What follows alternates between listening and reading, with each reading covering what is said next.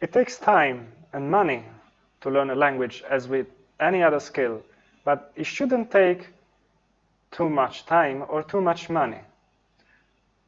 Let's have a look at the estimates suggested by institutions active in language education.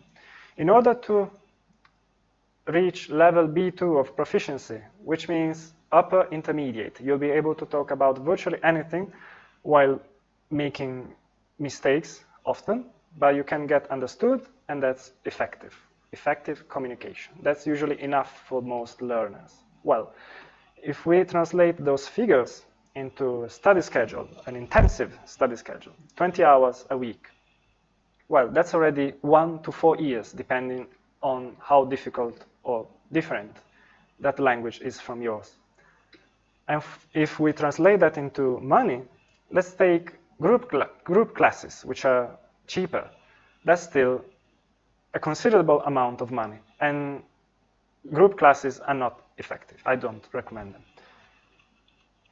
Based on my experience, it should take less to reach that level, and also other polyglots, for example, the author of the influential blog, Fluent in 3 months, saying that it should take less. I'll show my example of one of the languages I learned. It was an easy one, Portuguese. It's easy for an Italian because they're very similar.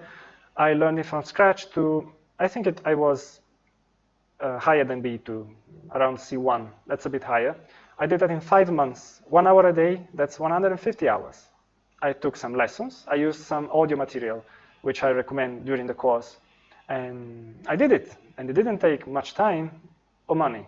It might take longer to someone who is not used to learn languages, but usually it should take less than it usually does.